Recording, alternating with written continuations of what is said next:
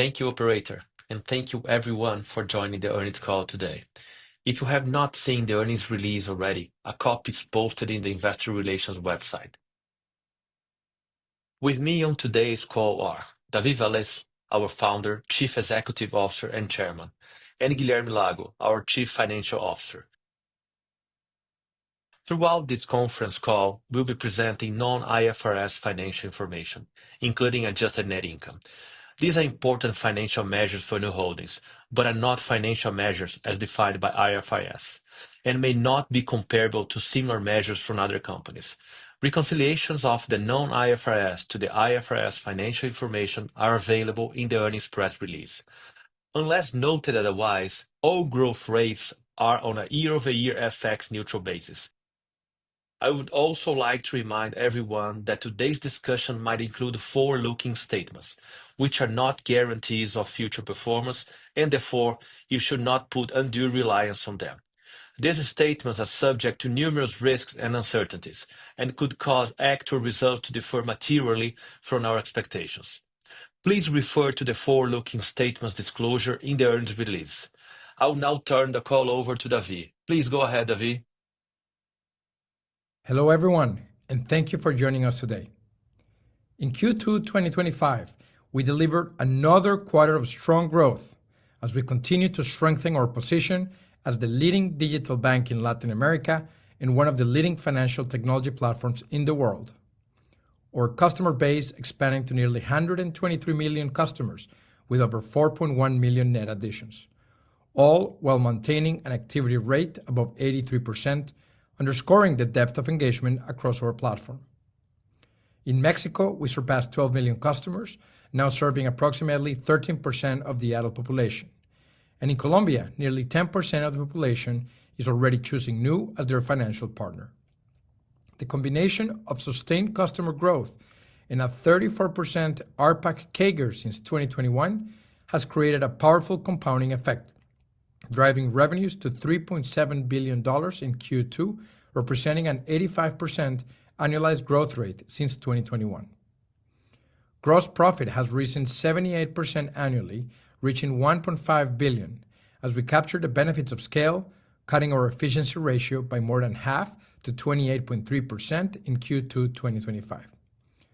Quarterly net income has almost tripled in the past 2 years to $637 million.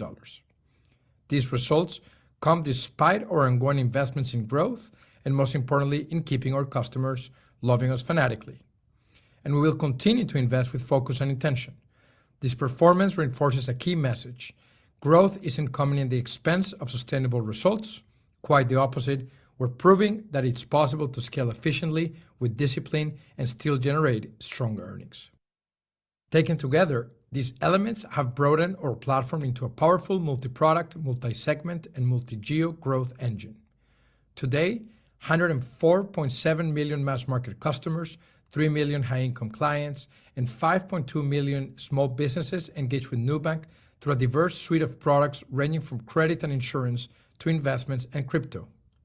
This breadth is no accident. It is the result of a deliberate cross-sell strategy that expands a single product relationship into a broad ecosystem. By meeting customers' needs at every stage of their financial journey, we not only deepen loyalty but also multiply the ways we can create value. This broad-based momentum is reflected in Q2. The active unsecured loans customer base expanded 56% year over year, while the secure customer base more than doubled, and crypto customers increased 41% year over year. All segments continue to post solid growth, and in our less mature countries, our core credit card franchise is scaling quickly. Card customers rose 52% in Mexico and 34% in Colombia. We're not only scaling, we're unlocking new markets, pioneering adoption in underpenetrated segments, and building the foundation for the long term. And as we continue to grow and deepen customer relationships, we're doing so with a business model that delivers results, not just in growth, but also in profitability. As we look ahead to this next chapter, having the right leadership in place is more important than ever. We've recently made significant additions to our management team that elevate our ability to execute on our long-term strategy and deepen our leadership bench. Over the past few months, we welcomed three truly exceptional leaders to Nubank. Roberto Campos Neto joins us as Vice Chairman and Head of Public Policy. As the former Governor of the Central Bank of Brazil, Roberto brings not only unmatched regulatory insight, but also a strategic vision for how technology and policy can shape more inclusive financial systems. Eric Young, our new Chief Technology Officer, brings deep expertise in scaling complex tech platforms and leading high-performing engineering teams at a global scale, having run and led products that reach over 900 million customers around the world. Ethan Eisman, our new Chief Design Officer, is a world-class design leader with a track record of building intuitive, human-centered digital experiences that delight hundreds of millions of users around the globe. All three are joining Nubank's management team and will report directly to me. They're world-class experts in their craft and, just as importantly, seasoned business leaders with experience and judgment to help guide Nubank through our next chapter of growth. If there's one thing that has defined Nubank since day one, it's our people. We've always had the right team for each stage of our journey, leaders who are not only exceptional in their domains, but who elevate the company around them. That remains true today. These additions reflect our ongoing commitment to having the best possible team in place for the next cycle, a cycle that will require even greater scale, complexity, and ambition. Together, Roberto, Ethan, and Eric represent the kind of talent advantage we believe is one of Nubank's greatest strengths, a dream team for where we're heading next. We're thrilled to have them on board, and I want to offer a very warm welcome to all three. With that, I'd like to pass the floor to our CFO, Guilherme Lago, who will walk us through the details of our financial results. Over to you, Lago. Thank you, Davi, and good evening, everyone. Let me start by reinforcing how our business model creates value. We acquire customers at scale, increase engagement over time, monetize as cohorts mature, and we do all of this on a low-cost, highly efficient platform. On the left side of this slide, you see monthly RPAC consistently increasing across all cohorts, reaching $27.3 for customers who have been with us for longer. And even among these more mature customer cohorts, monetization keeps expanding. In the second quarter of 2025, our monthly RPAC crossed the 12 mark for the first time, reaching $12.2, up 18% year over year. Meanwhile, as you can see on the right side of the slide, cost to serve remains stable at 80 cents per active customer, reflecting the efficiency of our platform. This operating leverage is one of the most important and competitive advantages of Nubank. It is what allows us to offer better pricing to customers while consistently increasing our earnings power. Moving to our credit portfolio, total balances reached $27.3 billion in the second quarter, up 40% year over year on an FX-neutral basis.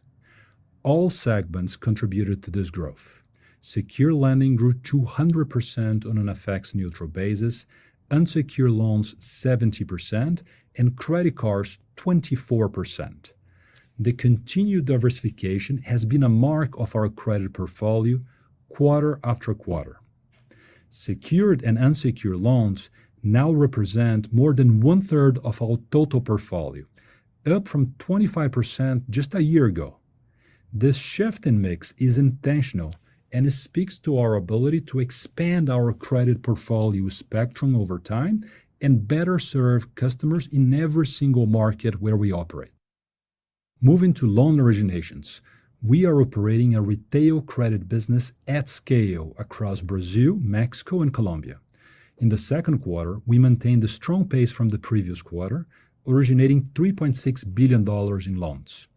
That marks a 43% year-over-year increase on an FX-neutral basis, and it is the highest origination volume we have ever reached. This consistent origination growth reflects both the sheer size of our consumer platform and the maturity of our credit underwriting engine in Latin America. Turning to our credit card portfolio in Brazil, installment balances remain the primary component of our interest-earning portfolio. This reflects our strategy of promoting more structured and predictable forms of credit, helping our customers finance purchase and transfers in a responsible way. Our mix is fundamentally different from that of the industry. While many players rely heavily on revolving balances, we have been building a more sustainable model centered on lower risk, lower cost interest earnings installments. And this translates into better products for our customers and healthier unit economics for Nu. Now turning to the other side of the balance sheet, funding. We continue to execute our strategy to build a scalable and sustainable deposit franchise across Latin America. Total deposits reached $36.6 billion in the second quarter, up 41% year-over-year on an FX-neutral basis. Brazil remains the anchor of our deposit base, but we are also seeing strong progress in Mexico and Colombia, where we have expanded both volumes and attach rates. This deposit growth is a core pillar of our long-term strategy. It is what enables us to become the leading and most competitive retail financial institution in the region. We have been lowering deposit yields in Mexico and Colombia in the recent months, with some significant changes implemented only now in early July 2025. As a result, our second quarter cost of funding did not yet fully reflect these adjustments. We expect the full impact to materialize only gradually and over the coming quarters. Now, turning to net interest income, we delivered strong growth again this quarter, up 33% year-over-year on an FX-neutral basis, reaching a record high of $2.1 billion in the quarter. NIM improved 80 basis points quarter-over-quarter on an FX-neutral basis, even with a slight reduction in our loan-to-deposit ratio, which went from 44% to 43%. In our most scaled market, Brazil, NIM continued to expand, supported by healthy spreads and growing volumes. In Mexico and Colombia, we continue investing to become the leading and most loved retail financial institution in these countries. While these investments, however, naturally weigh on the short-term margins, we believe they are critical to unlocking long-term value. Looking ahead, we see further room for margin expansions as we optimize the balance sheet, gradually reallocating liquidity from cash into credit and lower our costs of funding in Mexico and Colombia. Now, on to credit loss allowances and risk-adjusted NIM. CLA expenses remained relatively stable in the quarter. In early Q2, we began rolling out a major upgrade to our credit models. This will significantly increase credit card limits in Brazil throughout the remainder of 2025. As a result, we recognized provisions this quarter, front-loading expected credit losses, which have not yet been fully offset by the corresponding growth in the interest-earning portfolio and related revenues, naturally creating a temporary timing mismatch. Now, excluding this effect, credit loss allowance would have declined quarter-over-quarter on an FX-neutral basis, reflecting the normalization of seasonal dynamics that had impacted Q1. Now, despite these dynamics, strong NII more than offset the small increase in CLA expenses, driving our risk-adjusted NIM up to 9.2% in the second quarter of 2025. Next, delinquency metrics for our consumer credit portfolio in Brazil. The 15 to 90-day NPL ratio declined to 4.4% in the second quarter, a 30 basis points improvement versus the previous quarter. This was in line with our expectations and slightly better than the typical second quarter seasonality, which usually shows a 20 basis points drop. Now, the 90-plus day NPL ratio increased by 10 basis points to 6.6%, reflecting the rise in early delinquency observed in Q1 and following the usual seasonal pattern. Finally, coverage ratios remained solid and stable. We continue to carry a fairly robust provision buffer, both across the total portfolio and specifically across the 90-plus NPL balances. Shifting to gross profit, in Q2, gross profit reached a record high of $1.5 billion, up 24% year-over-year on an FX-neutral basis, a clear reflection of the strong momentum of our business. This performance was driven by strong NII expansion and stable credit loss allowances. Gross profit margin also improved sequentially, climbing now to 42.2%, up from 40.6% in the past quarter.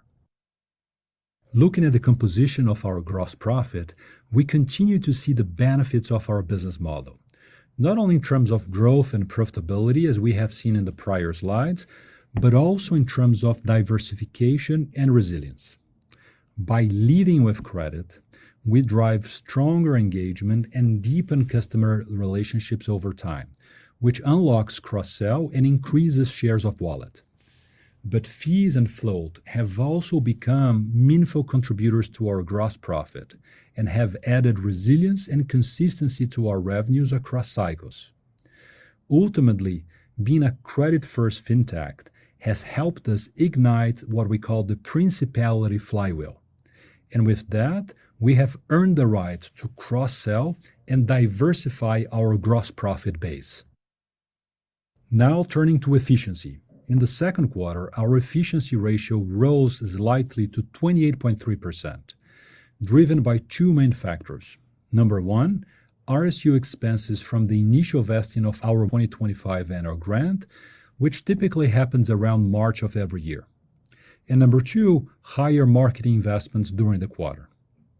Now, as Davi mentioned earlier today, we are investing with intention to become the largest and the most loved financial institution in Latin America. While these investments may temporarily increase our efficiency ratio in the coming quarters, they are fully aligned with our long-term value creation strategy. The long-term trajectory remains intact. Our model continues to benefit from operating leverage, with significant room to unlock additional efficiencies as we scale. Supported by strong revenue growth and disciplined cost management, we expect the efficiency ratio to further decline over the coming years, driving number one, continued margin expansion, number two, sustainable profitability, and number three, deeper competitive moats. Before we wrap up, it's important to highlight how our business model consistently delivers bottom-line performance and does so at scale.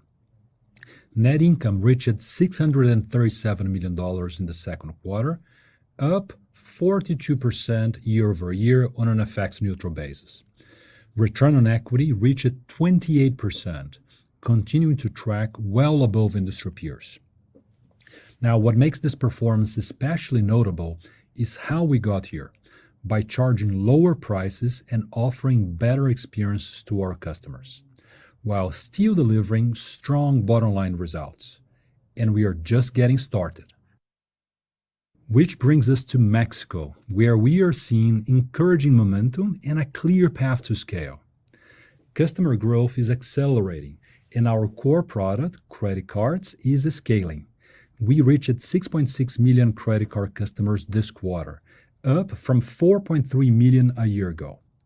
Over the last 12 months, we accounted for more than a quarter of all new credit cards issued in Mexico. This is a clear sign of our early success in expanding access to credit in the country. At this stage in Mexico, our most important KPIs are: number one, growing a solid and engaged customer base; number two, building a large and resilient local currency liability franchise; and number three, continue to improve our credit underwriting models to approve more customers and drive sustainable portfolio growth. On the funding side, our liability franchise continues to show signs of strength. Even after adjusting down our deposit rates, deposits continue to exceed $6 billion, underscoring the value of our brand and the appeal of our products.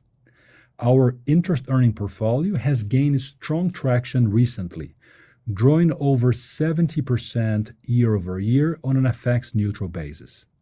We will continue to scale credit, but at the right pace, accelerating when the signals are clear and consistent with our long-term strategy in Mexico. And we will never hesitate to pull back if and when the situation requires. We are very confident in our opportunity to win in Mexico, and our focus remains on disciplined execution and long-term value creation. With that, we will now open the call for questions. Thank you. We will now start the Q&A session for investors and analysts. If you wish to ask a question, please click on Raise Your Hand. If your question is answered, you can exit the queue by clicking on Put Your Hand Down. Please limit yourself to one question and a follow-up. If you have further questions, please re-enter the queue. You may submit online questions at any time today using the Q&A box on the webcast.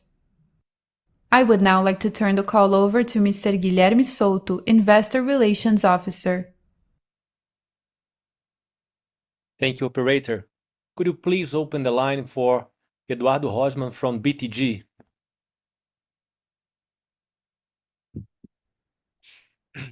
Hi everyone. Congrats on the numbers. I have a question for Davi.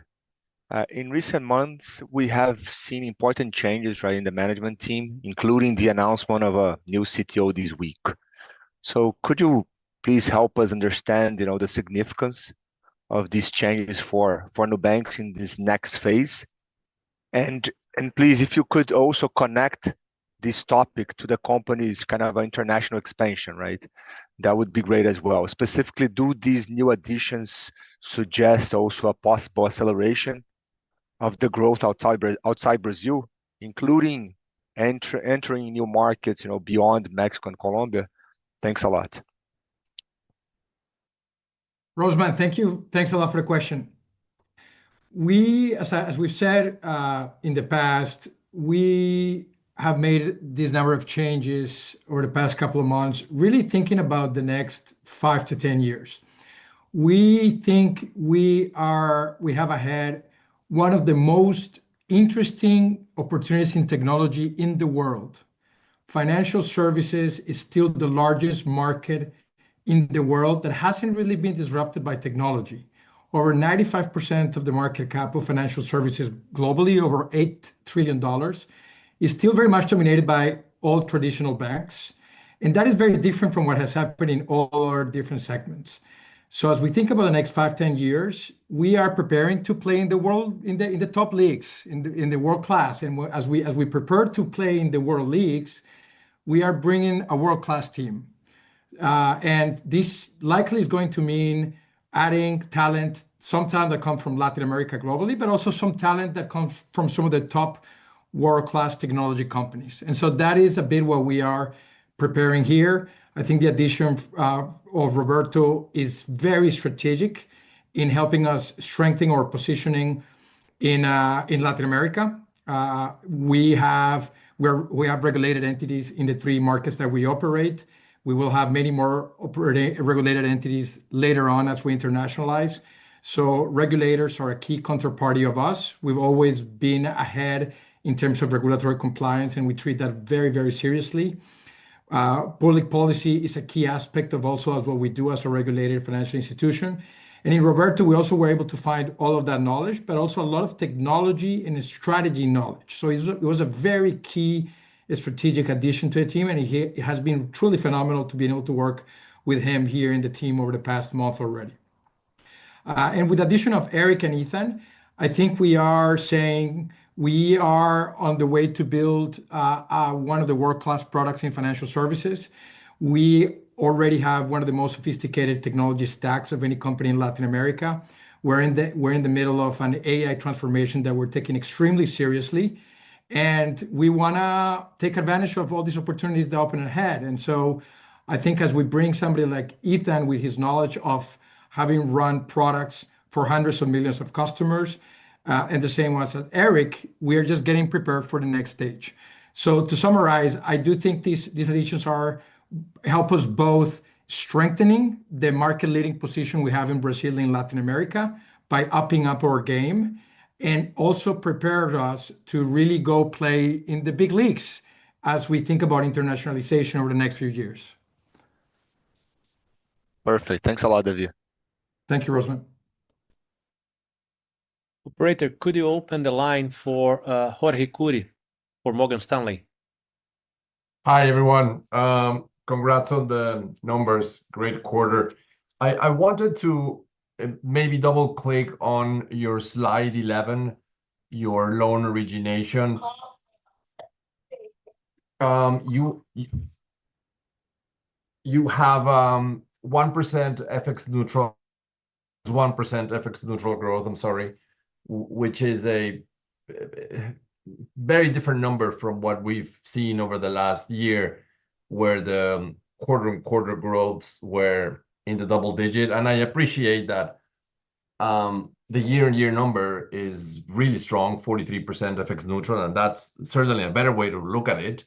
But just given some of the things that happened in the quarter, specifically on your credit line increases, your clips on credit cards that you started to implement and reach record levels for the company, given that you are extracting more value out of your Hyperpay acquisition, given that we saw a big acceleration of Pix at the end of the first quarter that we assumed it was going to continue or has continued during the quarter. So if you can help us understand, if some of these things are just not reflected in the numbers, they're going to get reflected going forward, and any other dynamic for us to understand this different path of originations in the second quarter versus what we've seen over the last year. Thank you very much.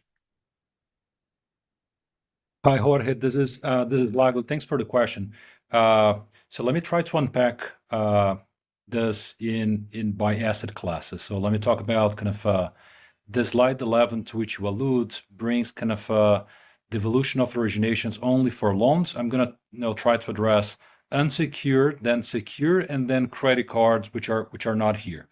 So starting with unsecured, we have had a fairly robust set of kind of growth figures over the past quarters. We had an exceptionally strong first quarter of 2025, especially because it was a quarter in which we launched a few new kind of models and policies that allow us to embrace customers that were not eligible for unsecured credit lines at that point in time. And usually when you do so, you have kind of the first time effect of early kind of adopters of the new policy, which kind of increases the origination volumes. And also first quarter for unsecured credit is typically a seasonally strong quarter. We do expect, Jorge, that we will continue to grow unsecured lending originations fairly strongly throughout the remainder of 2025 and 2026, as long as we continue to see the asset quality numbers that we are seeing in our book, not only until the end of the second quarter, but until today, August 14th, everything seems to be super on track. We believe that we now account for over 20% of the origination market share of new unsecured loans in Brazil. And this should not only continue to gain speed, but it should be complemented by lending products in Mexico that have recently been launched. So feeling fairly good about the evolution of unsecured loans. Now, going to the secure loan story, Jorge, I think I would have to split the story here in two sub-asset classes. So you have the INSS and the public payroll loans excluding INSS. So for those who are not aware, INSS is the public payroll loans directed to pensioners and retirees.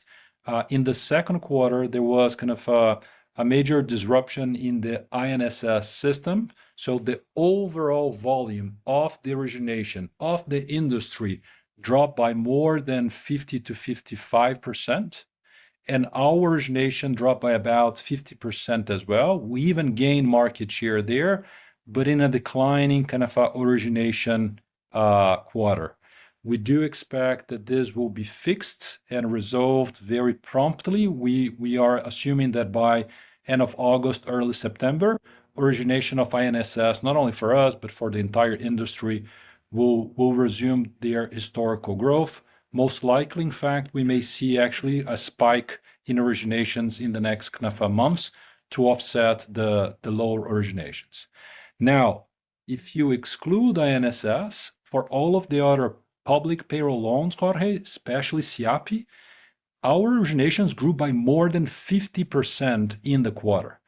So we are making very good strides in our view in the ramp up of the public payroll loans there, not only by kind of adding more customers to existing contracts, but also by adding more contracts kind of to our portfolio of collateral agreements, a few of which will come into force in the second half of this year. And then if you look at the overall evolution of our portfolio, then I will draw your attention to slide 27, Jorge. You will see that even with kind of this one-off headwind from INSS, we continue to see all of the asset classes expanding at what we believe to be a fairly healthy pace. So in the quarter, portfolio grew by 8% FX neutral, and that growth was followed by loans, credit cards, IEP, and credit cards non-IEP. And my last attempt to address your question, you also mentioned credit cards. So look, credit cards, yes, we have been seeing kind of fairly material improvements in our ability to do credit underwriting and to continue to expand the credit card portfolio. It has to do with the adoption of new models and technologies to how we do credit underwriting, going all the way to better kind of traditional machine learning models, but also neural networks and predictive AI technologies. But more and more, Jorge, by the adoption of new data that we acquire, right? So the more customers stay with us, the more data we accumulate. We are now the leaders in open finance consent. The combination of better modeling technique with more data has allowed us to consistently increase kind of credit underwriting, credit limits, and utilizations. Based on our latest reading, our market share in Brazil in credit card receivables may have grown by more than 100 basis points in this quarter specifically. So we are fairly encouraged by what is ahead of us, not only in the existing segments, but also as we expand into new segments. Thank you, Lago. That was super clear. Thanks for all of the additional details, and congrats again on the quarter and all of the great new hires. Thanks, Jorge. Operator, could you please open the line for Yuri Fernandes from JP Morgan?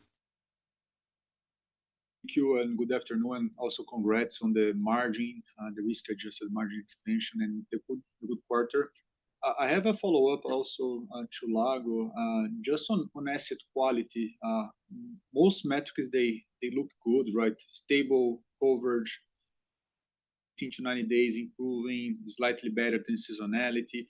The only thing that caught my attention, Lago, was a higher stage 3 formation, up quarter over quarter.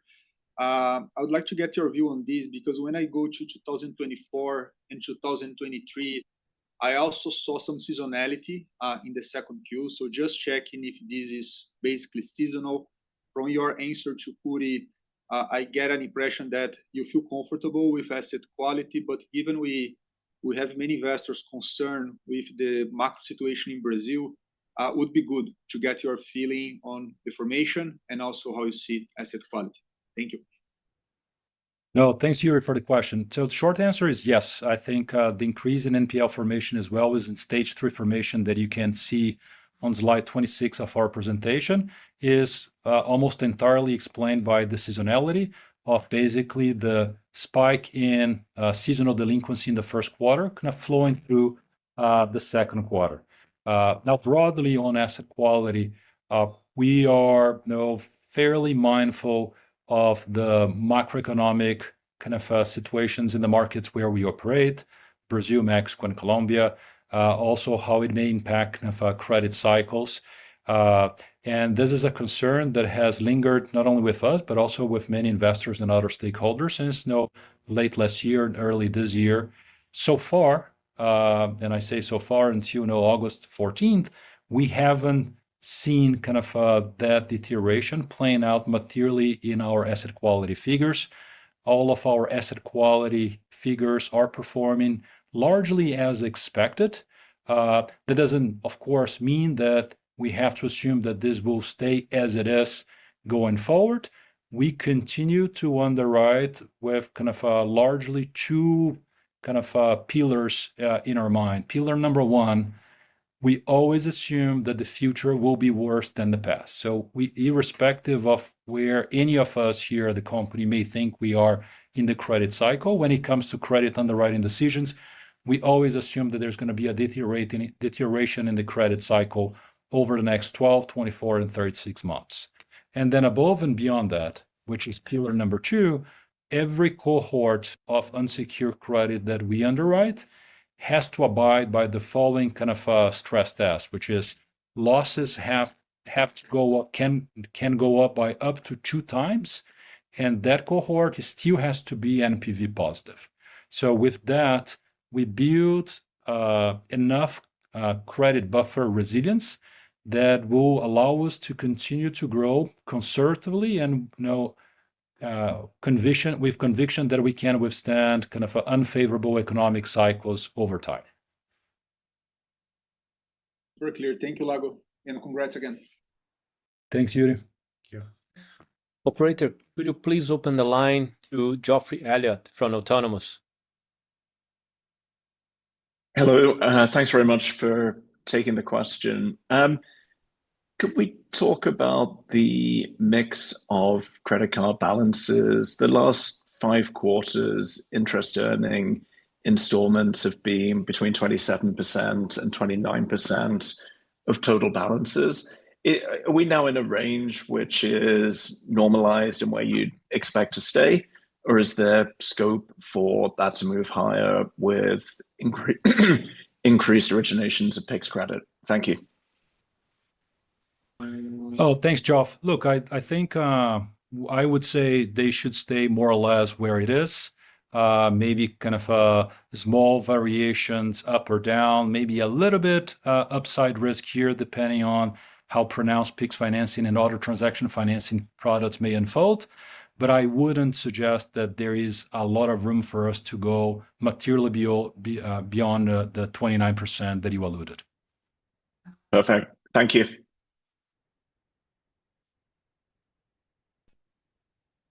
Operator, could you please open the line for Neha Agarwala from HSBC?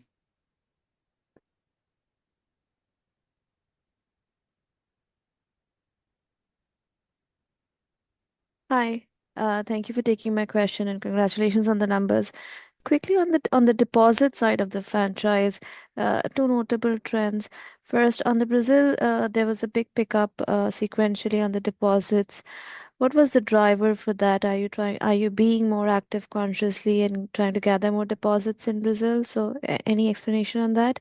And on the Mexico side, you brought down the rates quite significantly, lowered the gap versus the TA. What have been the early reactions from the customers? Are you seeing outflow of deposits in July, early August, or has that been fairly stable? No, Neha, thanks for the question. So let me try to break it down. In Brazil, we did see, or we continue to see, an increase in deposits there. I think that has to do primarily with the increase in engagement and share of wallet that we have had with our customers. I would not ascribe a lot of value to that, to any kind of initiatives to pay up for deposits in Brazil, even though we have launched a few new features that kind of reward customer engagement and loyalty over time. If you were to compare, for example, the cost of funding of Brazil in isolation, it would have been practically unchanged over the past 2 quarters at kind of low 80s. So I wouldn't justify the increase in deposits based on increase in cost of funding, but largely on increase in customer engagement and sequential gains in shares of wallets. Also, kind of progressively, as we make some strides into more affluent segments, it's natural that we should also see increases in deposits over time. So that's the story about Brazil. The story about Mexico, just to maybe put everyone in perspective, Neha, if you allow me. So we did announce some material shifts to the design and the pricing of our deposits in Mexico in early July, and that is expected to lead to kind of the lowering of our cost of funding in Mexico. None of that, however, is reflected in the numbers that we see here in the second quarter. So those are things that we will see throughout the remainder of 2025. Now, back to your question, Neha. Look, we have been watching this super carefully since we've made the movements. Everything has been kind of evolving as expected. As we continue to offer what we call the money box, for capped now at 25,000 pesos, it basically allows us to even better serve and offer an even stronger value proposition for the vast majority of our customers, nearly 90% of the customers. And so we believe that we will be able to maintain customer engagement NPS at the segments that we care the most. We did run kind of some risk of having what people call the yield seekers eventually moving their money out. That outflow has not been material so far, even though we watched this carefully. So far, so good, Neha. If things continue to play out as we have seen, we do expect to be able to continue to have a fairly robust local currency, low-cost retail deposits in Mexico that has already materially de-risked our funding strategy in the country, but progressively at lower funding costs. I would just add one more point here to Lago, which is the following. When we launched Mexico, our savings account product was fairly basic. It was an online saving account without a lot of the functionalities. We didn't even have ability to allow customers to deposit offline or to withdraw, which is very key in a market like Mexico. So in a way, it was a product. It was truly an MVP as we launched. That meant that we had to pay higher yield. As we launch additional products and the product gets much more robust, we've added OXXO as a distribution channel. Customers are now able to withdraw cash. We've added a number of what we call self-driving bank functionalities inside our app. Then the value proposition increases. That means we have to compensate less on the yield. And that's why we've been able to decrease yield without seeing significant changes in the flows of deposits we're seeing into Mexico. And the same strategy has really been applied to Brazil and Colombia. Super clear, Lago, David. Thank you for that. If I can have my follow-up on a separate topic, but brief one. The hyperplane expansion in the credit limits that you talked about, is there any particular segment of customer base where it is more targeted towards higher income or mass market or your super core segments? Because that'll eventually have an impact on probably stronger loan growth in the second half of it or in 2026 for your loan book. Thank you so much. So far has been mostly focused on mass market, but we expect that a lot of these new AI-enabled architecture will be now applied to a number of different models. The amazing opportunity of Hyperplane is that it's not only a modeling. The team didn't not only bring a number of modeling capabilities, but also a true new platform that allows us to put into production and develop a number of different models at the same time. And so this model was the first one. We expect a number of new models coming in for a number of different segments for the different countries and for different applications such as collections, fraud, cross-sell. So we're very excited about this, and it's early days of applying this new technology to a lot of the decisioning that we have across Nubank, but we expect to see meaningful changes across the board.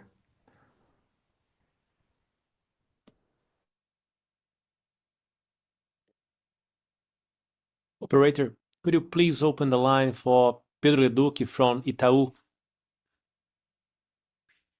Hi, good evening, everybody. Thank you so much for the question. Both on cards, please. First, the number that you give us, and this has to do with Pix financing, that the number of clients using it transactionally fell a bit, 17.3 to 17.1 this quarter. In last call, you had mentioned that you had slightly become more comfortable to gradually resume the product to those certain clusters you had withdrawn from after tests had worked well.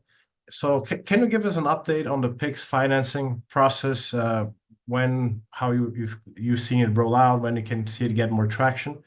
And then the second question, it's sort of related, has to do with the number of active credit cards then that has also fallen a bit.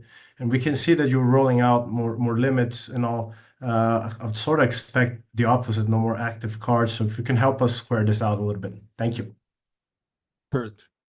So, Leduc, thanks for the question. Let me try to touch on each of them separately. So, Pix financing, or better said, the whole transactional financing kind of a family of products, of which today Pix financing is by far the biggest one, but that continues to grow. We did show in the last quarter that we had resumed growth there, that we were at the end of the first quarter already, with a bigger kind of a Pix financing and transactional financing portfolio than we had in the second quarter of 2024 when we decided to pull back. That only continued to increase. So today we are even ahead of where we were in the first quarter of 2025. The performance of the portfolio continues to be fairly robust, and it has been widely adopted by our customer base. So you may see, Leduc, a few kind of a noise in seasonality when you go from one quarter to another. But by all measures, it has been kind of a remarkable success for the customers. It has been adopted by, so I think as of the end of the second quarter, over 40% of our credit card customers were also active with some type of transactional financing, primarily Pix financing functionality. So the attach rate there is very high, very healthy, not only in the first order, but also in the second order impact. So we do expect this to continue to grow. It certainly has a high correlation with the overall usage of Pix in the economy, but we don't have any concerns as we discussed when we presented the results of the third quarter of 2024. So far, so good. Second question that I also wanted to address, which is credit cards. So yes, the number of active credit card customers in Brazil, depending if you measure this in terms of purchase volume or in terms of revenues, has remained largely flat, right? So it's like in one measure it goes by plus 100,000, the other measure goes less than 100,000, but overall it has remained flat. What we do expect to see going forward is that the main lever of earnings growth for our credit card business in Brazil will mostly come from the increase of utilization in RPAC per product rather than the increase of the number of credit cards. It doesn't mean that the number of credit cards will not grow. Yes, it will continue to grow, but I think the biggest leverage will be in RPAC and utilization. And then you mentioned, look, if you are increasing eventually credit limits, shouldn't you see necessarily an increase in number of active customers? Not yet, especially because the credit limit policies that we have implemented has been directed primarily at existing customers, not at initial lines. It is only natural that as we collect more data, as we continue to improve the models, what you suggested will likely happen as well. That's great, Lago. Thank you. Operator, could you please open the line for Mario Pierre from Bank of America? Hey guys, good evening. Congrats on the quarter. Thanks for taking my question. Lago, I wanted to discuss a little bit the private payroll product. It doesn't seem like Nubank is too excited about the product, or at least I haven't heard you guys talk too much about the opportunity. When we talk to other industry players, right, they think this is one of the best products to come to Brazil in the last, I don't know, 20 years. So again, they talk about the potential size of this market being significant. Can you discuss a little bit about your strategy in the private payroll product? Like looking at origination data, right? We haven't seen Nubank being very active yet. When do you think you're going to be more active? Why are you holding back?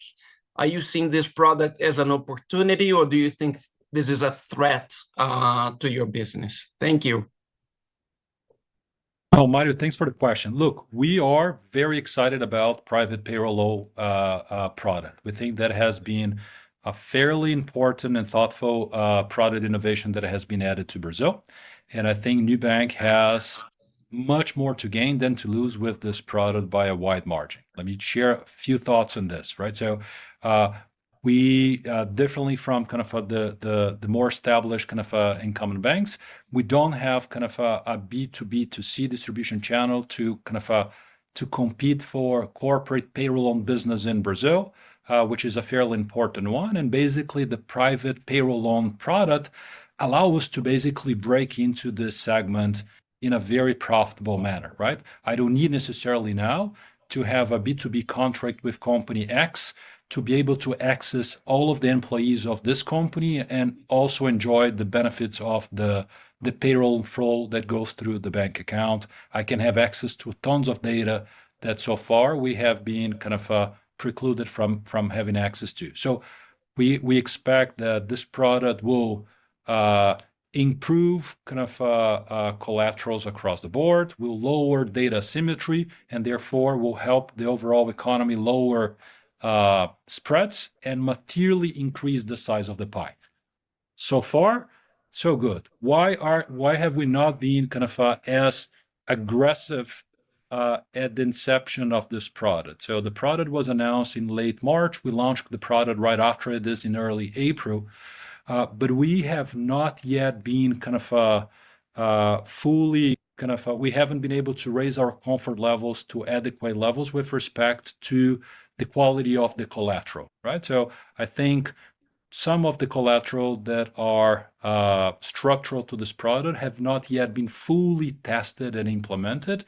And the first data points that we have actually seen in the industry has suggested to us that the risk has not yet been fully addressed. So first payment defaults are said to be in the 10 to 18%, which I think it is higher than what at least we would expect so far. So we are not yet fully comfortable with the quality of the collateral, number one.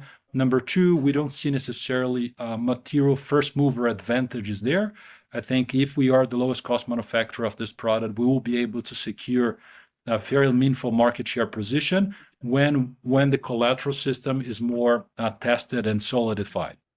But Mario, you've been doing this for a long time, like many of us, and you may recall that at the beginning of the public payroll systems, the Consignado Público, the collateral was not working super well in the first months or even in the first quarters. It took some time, but the product actually ended up being a remarkable success. We do expect that private payroll loan will follow suit, and we believe that as the lowest cost manufacturer of the industry, with no more than 50% of the target market for this product within our customer base, we will have a fairly relevant ability to win there when the product is more mature. Yep. Okay, no, that's clear. Yeah, so, some of the players that we're seeing right already more active in this segment, they're talking about, yes, we're seeing higher, elevated provisions and delinquencies. However, they still think that this is a 30% ROE product right now. So it feels like it could get even better. So I was just wondering, right? Like, yeah, I understand your concerns about the quality of the collateral. It's a new product. However, right, Nubank is always moving ahead of everyone else and trying to innovate. So that's why I was a little bit surprised that you're not more active right now, but I fully understand your concerns. Thank you. Thank you, Mario. Operator, could you please open the line for Tito Labarta from Goldman Sachs? Hi, good evening. Thank you for the call and taking my questions, and congratulations on the strong results. A little bit of a follow-up, but just how do you think about your loan growth along with your deposit growth, right? Because loan growth seems to be accelerating. You're doing well there, but deposit growth remains very strong. On the one hand, it's a headwind to earnings, but on the other hand, it's good for client engagement, client addition. Are you comfortable just continuing to grow that deposit book and get these clients, even if it is a bit of a headwind to earnings? Or at some point, would you want to try to slow down the deposit growth to match the loan growth? Just how do you think about, I guess, the assets and the liabilities growing in conjunction? Thank you. Tito, thanks so much for the question. Look, a few thoughts there and how we are thinking about kind of deposits from both a financial standpoint, but also from a strategic standpoint. I would say that from a financial standpoint, We are very comfortable with the loan-to-deposit ratio that we see in Brazil, Mexico, and Colombia, not only with respect to the quantum, but also with respect to the duration and with the resilience of the retail deposits. If anything, we have buffer to either grow credit more rapidly, but we don't think that growing kind of credit more rapidly just because you have more funding is the most kind of wise approach to this. Or we would have the ability to eventually lower prices and bring deposits down. That from a purely financial standpoint. However, from a strategic standpoint, especially in markets where kind of information asymmetry is lowering very fast, including in Brazil with open finance, we do believe that we need to be the best place for our customers across Latin America to receive payments, make payments, and store value. And to that extent, having a very competitive and compelling kind of a deposit design, which includes, but it's not limited to price, is paramount to our primary banking relationship customers. So we don't expect that we will play down with no deposit rates in Brazil anytime soon. We do expect that in Mexico and Colombia, we will continue to actively kind of reshape the size and the price of the deposits to optimize the value proposition for the customers, loan to deposit, and liquidity resilience there. So that's our thought process there. I think Mexico and Colombia, you should see increases in NIM as a result of that optimization. In Brazil, I think you should see kind of a relatively stable NIM with respect to the deposits only. Okay, no, that's great. Very helpful. Thank you, Lago. And if I can, just a quick follow-up, I guess. When you think of client monetization, I'm looking at slide 18, gross profit breakdown, right? I mean, credit is still a big component. Fees have been around this 30% level for some time, and then the rest is float. Do you think that's an optimal level? Is there an optimal level that you would like to get to? Just how do you think about that breakdown between, I guess, lending, fees, and other sources of monetization? So, Chito, the one thing that I would point out is I would kind of respond to this by sending you to another slide, which is slide 9, right? If you take a look at this slide, which is a very clear comparison between the revenues per active customers that we have and the cost per active customers that we have. Today, we have a weighted average RPAC at about $12.2. The more mature cohorts are already at $27, $28. The RPAC of incumbent banks are largely at $45. So we do expect over time that we will take the RPAC from 12 to 15 to 20 and onwards towards the levels of incumbent banks, while our cost to serve will remain at or below $1. So that is kind of the power of the operating leverage of our digital banking model. Now, what are the main levers for us to bring kind of the RPAC from 12 to 30 to 40? If you take a look at the profit pool of retail banking in Latin America as a proxy, about 65 to 70% of that is credit. So credit is expected to be kind of the bulk of that growth going forward. That does not mean, however, that all credit are created equally. You will have more secure credit, more unsecured credit. So the mix of credit will kind of shift. But I wouldn't be surprised if credit accounts for a substantial part of the RPAC expansion. And it's one of the reasons why we are so excited with kind of digital banking models that are able to provide competitive solutions and resilient solutions for credit for at scale. Because that is really where kind of the bulk of the profit pool is, not only in Latin America, but across many other markets in the globe. Great. No, super helpful. Thank you, Lago, and congrats again. So thank you, everyone. We now have approached 60 minutes of the call, so we are now concluding today's call. On behalf of Nu Holdings, our investor relations teams, I want to thank you very much for your time and participation on Nu earnings call today. Over the coming days, we'll be following up with questions received tonight, but we are not able to answer. And please do not hesitate to reach out to our team if you have any further questions. Thank you and have a good night. The Nu Holdings conference call has now concluded. Thank you for attending today's presentation. You may now disconnect.